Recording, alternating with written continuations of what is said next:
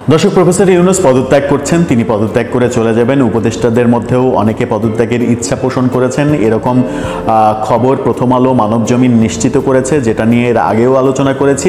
কিন্তু সেটার পরিপ্রেক্ষিতেই অনেক কিছু ঘটতে চলেছে এমন গুঞ্জনই চতুর্দিকে তৈরি হয়েছে। যেমন মানবজমিন নিশ্চিত করেছে যে জাতীয় সরকারের জন্য দৌড়ঝাঁপ শুরু হয়েছে এবং জাতীয় সরকার গঠন হবে, সেটা দু একদিনের মধ্যেই হবে। সেই জাতীয় সরকার গঠন হওয়ার প্রক্রিয়ায় কে প্রধান উপদেষ্টা হবেন, কার নেতৃত্বে এই সরকার হবে, সেই ধরনের কাজকাম শুরু হয়েছে। এবং বিভিন্ন সূত্র বলছে যে সেনা প্রধানের কাছে অন্তত 4 জনের একটা লিস্ট গেছে প্রধান উপদেষ্টা হিসেবে পরবর্তীতে কাদেরকে নিয়োগ দেয়া যায়, কার নেতৃত্বে পরবর্তী সরকার, সেটা জাতীয় সরকারের মতো হোক অথবা পরবর্তী তত্ত্বাবধায়ক সরকারের মতো হোক, এই আলোচনা চতুর্দিকে গুঞ্জন আকারে শুরু হয়েছে। সেগুলো এখন পর্যন্ত শতভাগ নিশ্চিত নয়, কিন্তু লেখালেখি চলছে। কিন্তু মানবজমিন এটা নিশ্চিত করেছে যে জাতীয় সরকারের দিকে যাচ্ছে দেশ এবং জাতীয় সরকার তৈরির জন্য দৌড়ঝাঁপ শুরু হয়েছে।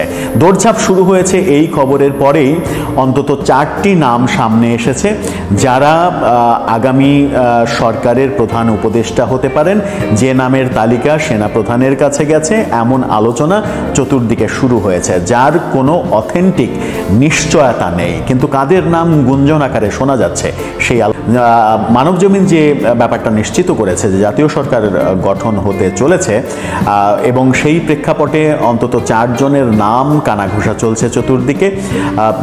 সেই 4 জন কারা, সেটা নিয়ে আলোচনা করতে চাই। কিন্তু তার আগে এটা আমরা আমাদের পক্ষ থেকে বলতে চাই যে দেশ সঠিক পথে, দেশ শান্তভাবে চলার জন্য এখনো বোধহয় প্রফেসর ইউনূসের ভাবনার বাকি আছে। তার পুনর্বার ভাবা উচিত যে তিনি আদৌ পদত্যাগ করবেন কিনা। আমার মনে হয় যে পদত্যাগ কোনো সমাধান নয়। তিনি থেকে সবার যে মূল দাবি নির্বাচন, সেই নির্বাচনের দিকে সরকারকে এগিয়ে নিয়ে যাওয়া, নির্বাচনী রোড ম্যাপ ঘোষণা করা এবং নির্বাচনের মাধ্যমে একটি গণতান্ত্রিক সরকারের কাছে ক্ষমতা হস্তান্তর করা, যেটা সেনা প্রধান এবং সেনাবাহিনী থেকে বারবার তাগিদ দেওয়া হয়েছে, সেটা করলেই আমার মনে হয় যে পরিস্থিতি সামাল দেওয়া সম্ভব হয়। করিডোর, বন্দর, এইসব বিষয়ে অন্তর্বর্তীকালীন সরকারের এখতিয়ারের মধ্যে পড়ে কিনা সেটা নিয়ে যেহেতু প্রশ্ন রয়েছে, কারণ অন্তর্বর্তীকালীন সরকার সংবিধানের 106 অনুচ্ছেদ অনুযায়ী সুপ্রিম কোর্টের যে রেফারেন্স, সেই রেফারেন্সে বলা হয়েছে যে নির্বাহী কাজ করার জন্য একটা সরকার রাষ্ট্রপতি গঠন করতে পারে এবং সেই সরকারের প্রধান উপদেষ্টা এবং উপদেষ্টাদের শপথ বাক্য পাঠ করাতে পারবেন রাষ্ট্রপতি, শুধুমাত্র নির্বাহী কাজ করার জন্য। নির্বাহী কাজ মানে রুটিন ওয়ার্ক, সেখানে করিডোর, বন্দর দেওয়া, বড় বড় সিদ্ধান্ত, এই ব্যাপারগুলো আসলে পড়ে না।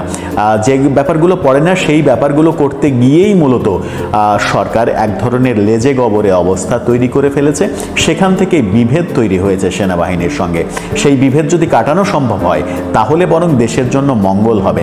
আর এই মুহূর্তে প্রফেসর ইউনূস যদি সত্যিই পদত্যাগ করে চলে যান, তাহলে নতুন সরকার গঠন, আবার নতুন করে শুরু করা এবং প্রফেসর ইউনূস চলে গেলে রাজনৈতিক পরিস্থিতি আবার অস্থির হয়ে পড়ে কিনা, আবারও নতুন করে নতুন আঙ্গিকে মবতন্ত্র শুরু হয় কিনা, যা দেশের চরম বিশৃঙ্খল অবস্থা তৈরি করতে পারে, সেগুলো আমাদের জন্য কারোরই জন্যই কাম্য নয়।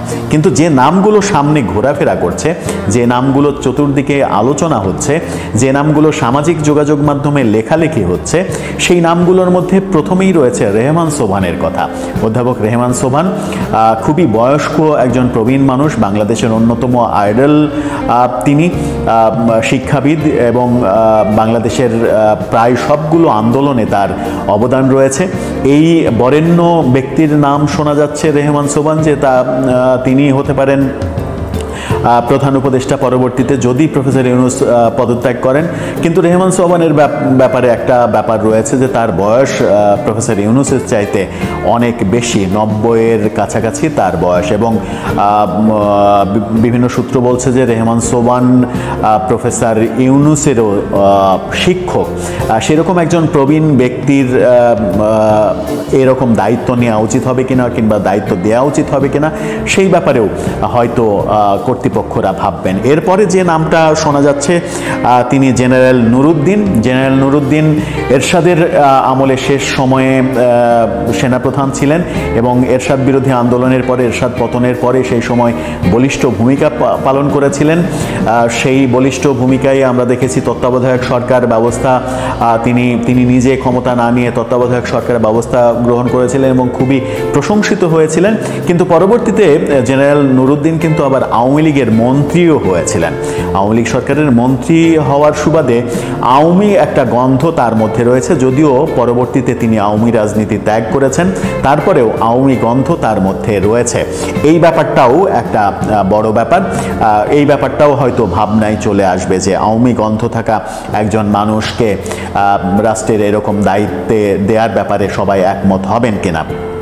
এরপরে আরেকজনের নাম শোনা যাচ্ছে আফতাবুল ইসলাম মঞ্জু। তিনি মূলত ব্যবসায়িক নেতা, ব্যবসায়ী সংগঠনের নেতা ছিলেন, ব্যাংকেরও পরিচালক ছিলেন। খুব একটা পরিচিত মানুষ নন, কিন্তু তার কথা শোনা যাচ্ছে। তার কতটা সক্ষমতা সেই ব্যাপারে আমাদের এই মুহূর্তে কোনো আপডেট নেই, তবে শোনা যাচ্ছে, লেখালেখি হচ্ছে তার নামটা। আরেকটি নাম শোনা যাচ্ছে, সেইটা হচ্ছে কবি সুফিয়া কামালের কন্যা সুলতানা কামাল, মানবাধিকার কর্মী, আইন সালিশ কেন্দ্র চালাচ্ছিলেন অনেক দিন থেকে। তিনি একটা সময় তত্ত্বাবধায়ক সরকারের উপদেষ্টা হিসেবেও দায়িত্ব পালন করেছেন এবং সেখান থেকে পদত্যাগও করেছিলেন। সেই সুলতানা কামালের নামও শোনা যাচ্ছে, কিন্তু সুলতানা কামালের ক্ষেত্রেও আবার একটা বাধা রয়েছে। সেই বাধাটা হচ্ছে সুলতানা কামাল এবং শেখ হাসিনা ছোটবেলার বন্ধু, তারা খুবই কাছের বন্ধু হিসেবেই আমরা শেখ হাসিনার সময়ও জেনেছি, যদিও শেখ হাসিনার সময় সুলতানা কামালকে শেখ হাসিনার সরকারের কোনো সুবিধা নেয়ার ব্যাপারে কোনো আলোচনা দেখিনি আমরা। আবার অপরদিকে দেখেছি জুলাই আন্দোলনের সময় সুলতানা কামাল কিন্তু শেখ হাসিনা সরকারের বিরুদ্ধে লেখালেখি করেছেন, স্ট্যান্ড নিয়েছেন এবং জুলাই বিপ্লবের পক্ষে স্ট্যান্ড নিয়েছিলেন। সেই কারণেও হতে পারে যে এই নামটা আসতে পারে, কিন্তু তার নাম যখন পর্যালোচনা হবে তখন কিন্তু শেখ হাসিনার বান্ধবী তিনি, এই ব্যাপারটাও আলোচনা হবে। যাই হোক, এই নামগুলো আলোচনা হচ্ছে চতুর্দিকে, যার কোনো অথেন্টিক বাস্তবতা নেই। এটা শুধুমাত্র কানাঘোষা। এখন পর্যন্ত মানে ব্যাপারটা এরকম হয়ে যায় যে গাছে কাঁঠাল গোপে তেল। তারপরেও যেহেতু আলোচনা হচ্ছে, সেহেতু আলোচনাটা করা, আলোচনাটা এগিয়ে নিয়ে যাওয়া। এখন পর্যন্ত আমরা চাই প্রফেসর ইউনূস পদত্যাগ না করুন, তার সরকারই কন্টিনিউ করুক। তার সরকারের মধ্যে বিতর্কিত যারা আছেন, তাকে ঘিরে যে 7 জনের গ্যাংয়ের কথা শোনা যাচ্ছে, যে 7 জন তাকে সবার থেকে দূরে সরিয়ে রেখেছে, রাজনৈতিক দল, সেনাবাহিনী সবার থেকে দূরে সরিয়ে রেখেছে, তাদেরকে সরিয়ে দিয়ে একটা স্বচ্ছ উপদেষ্টা পরিষদ নিয়ে তিনি সামনে এগিয়ে যাবেন, সেটাই বেশিরভাগ মানুষের প্রত্যাশা। কিন্তু যদি তিনি পদত্যাগ করে ফেলেন, তাহলে পরবর্তী সরকার কি হবে, কোন প্রেক্ষাপটে হবে, কারা আসবেন, এই আলোচনা তো উঠবেই। এই আলোচনা উঠবে বলেই এই নামগুলো সামনে আসছে। সামনে হয়তো আরও 10, 20, 30 জনের নাম চলে আসবে, যেগুলো নিয়ে আলোচনা হবে। তার মধ্য থেকেই যদি নতুন সরকার গঠনের প্রয়োজনীয়তা হয়, তাহলে সেনাপ্রধান কিংবা দায়িত্বশীলরা যারা এর পেছনে কাজ করছেন, তারা খুঁজে নেবেন যে কাদের ওপরে নির্বাচনের দায়িত্ব, 90 দিনের জন্য নির্বাচনের দায়িত্ব দিলে দেশ আর কোনো বাধাগ্রস্ত হবে না। দর্শক, আপনার কি মনে হয়, আমরা কি সেই পথেই যাচ্ছি, নাকি এগুলো শুধুই কানাঘুষা, গুঞ্জন? এখানেই এই গুঞ্জনের পরিসমাপ্তি হবে। ডক্টর ইউনূস সরকার